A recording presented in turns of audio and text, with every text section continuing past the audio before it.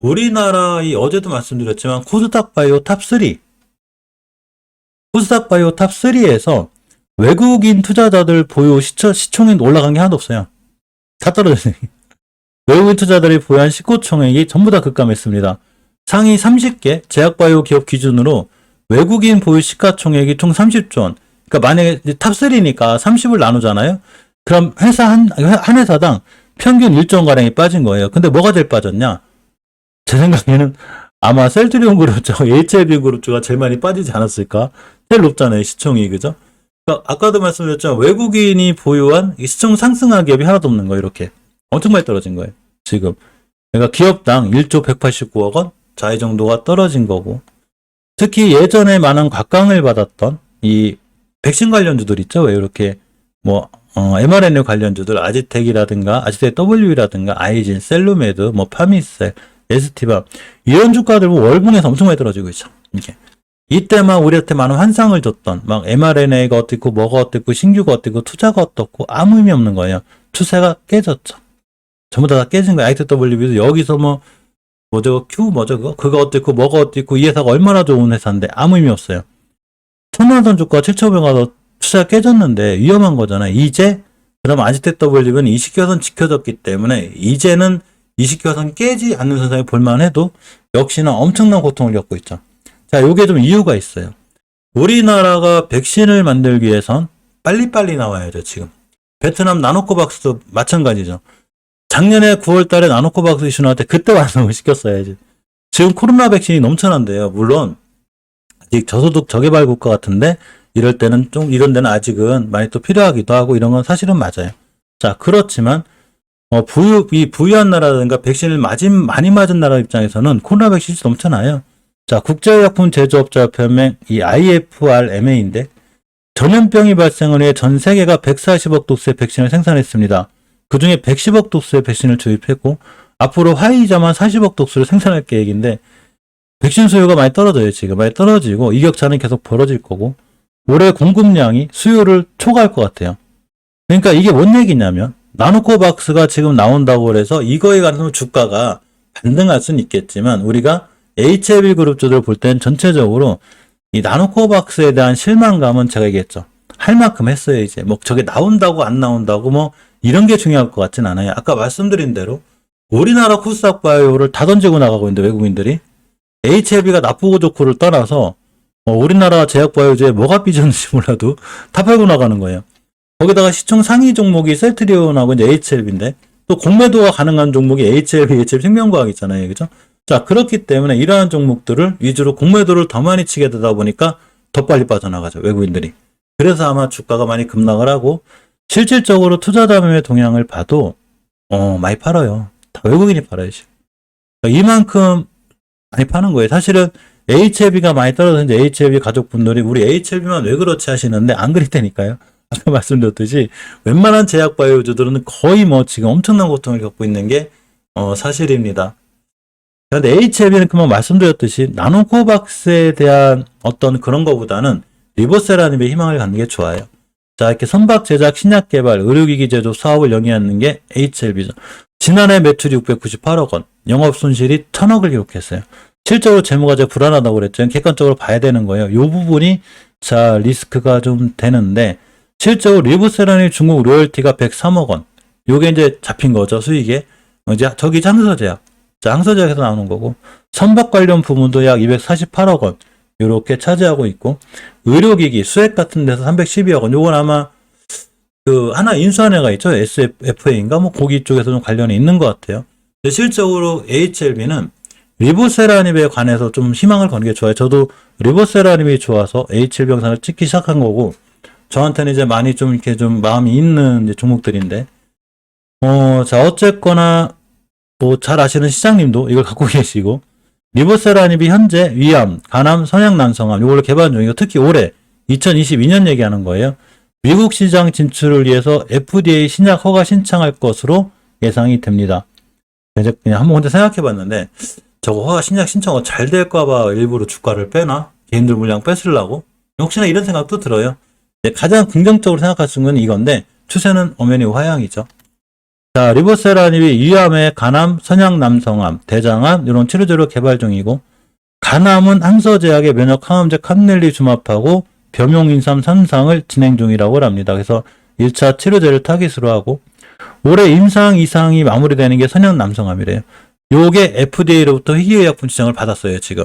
그래서 회사에서는 이 선양남성암에 대한 좀 기대가 있고 업계에서도 변수가 없다면 요 선양남성암 NDA 나설 걸로 내다보고 있다고 그래요.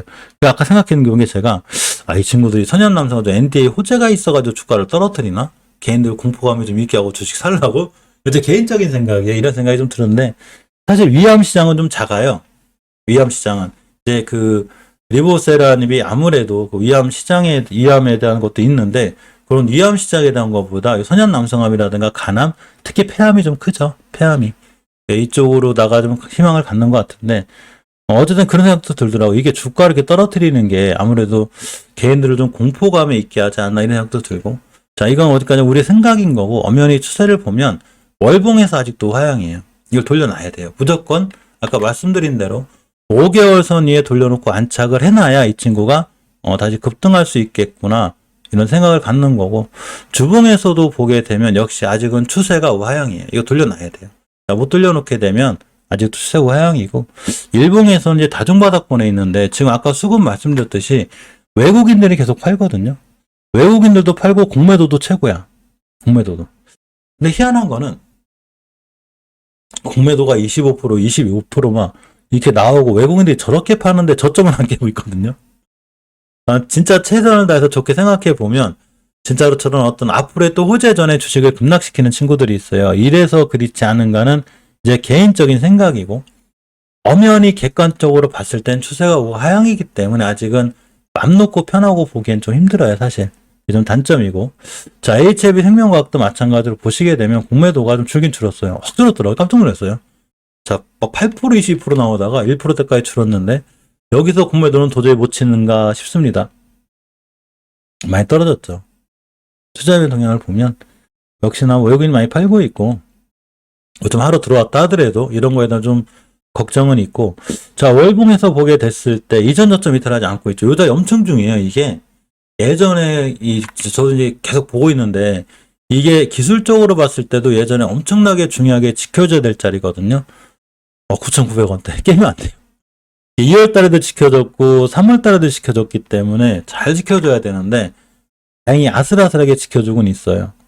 주봉에서도 보게 되면 역시나 이 저점을 잘 지켜주고 있는 상황이라 제 생각에 옆으로 가지 않을까 싶어요. 추세 못 돌려놨는데 다행히 옆으로 좀 가고 있고 일봉에서는 다중바닥권에 있는데 이 자리 밑으로 깨지지 않았으면 하는 좀 생각입니다. 아직은 상황이 뭐 그렇게까지 막 이전 저점 이탈한다거나 이런 게 아니기 때문에 어느 정도는 개인들 물량을 뺐고 바닥 다지기를 하지 않나 이 생각 들고 HLB 제약이 좀 아슬아슬하죠. 매출이 거의 600억대? 물론 사상 최고를 찍고 가고 있다 하더라도 뉴스일 뿐이고 이전 저점이 만원대 딱 있는 거예요. 이전 저점 깨면 어떤 어려운 지표 필요 없어요.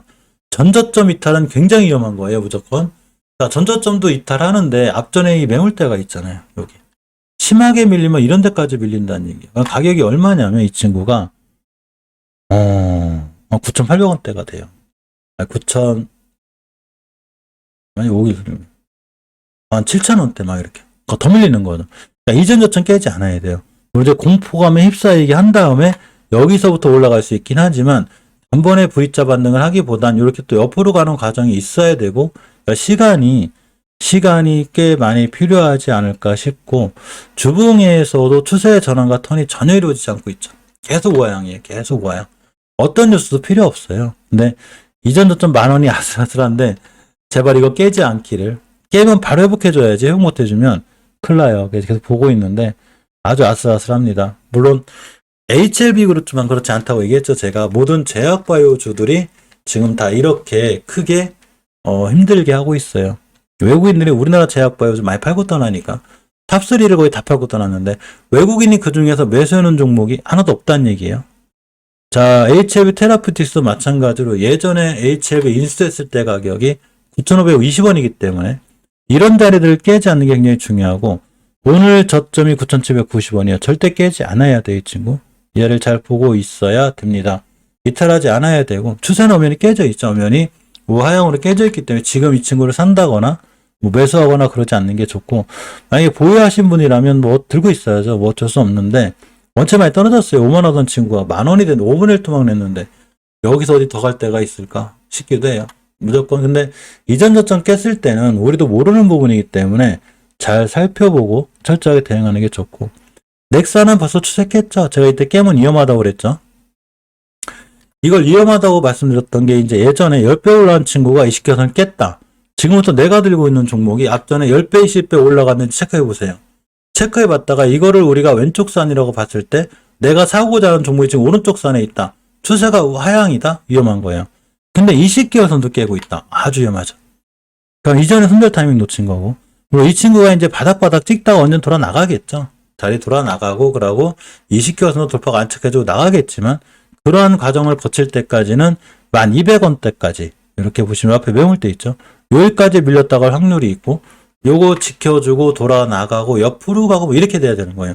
이 과정이 꽤 오래 걸린다는 얘기죠. 즉 여기서 물렸으면 3, 4개월 고생할 수 있는 상황이 되는데, 이거에 대한 넥스사이즈에 대한 경고는 제가 계속 해드렸기 때문에 욕을 먹든 어떡하든 위험하다는 건 위험하다 계속 말씀을 드렸고, 이 친구가 돌아 나가기까지는 이제 시간이 걸려 보이지 않나. 특히 예전에 매물대 여기까지는 오지 않는 게 절대 중요한데 거의 올 확률이 높아요. 주봉에서 추세가 완벽히 깨져 있기 때문에 역시 쭉 우하향 확률이 있습니다. 물론 콤프차가 어떻고 뭐가 어떻고 콤프차 매출이 어떻고 아무 의미가 없어요.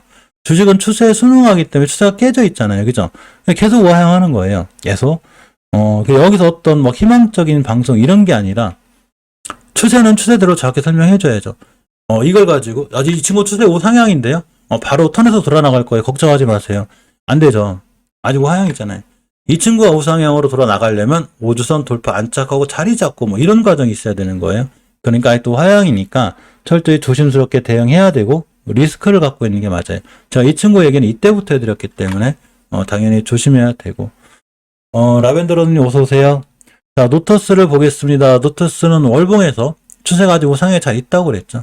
자, 5개월 선이에 잘 있고, 이전 고점에 대한 부담이 있기 때문에 이 친구는 제가 예전에도 말씀드렸지만 딱 21선 깨지 않는 선상에서 대응하고, 우리가 예전에 말씀드렸던 가격에서 매수하신 분들이라면 최소한 이 정도에서 그냥 50에서 70% 차익 실현하고 나머지를 보는 게 더 좋지 않나 싶고, 자, 주봉에서 일단 추세는 잘 유지되어 있으니까 만약에 아직도 못 팔았다면 그래도 20개월선 이탈하지 않는 선상 뭐 이렇게 보는 게 좋아 보여요.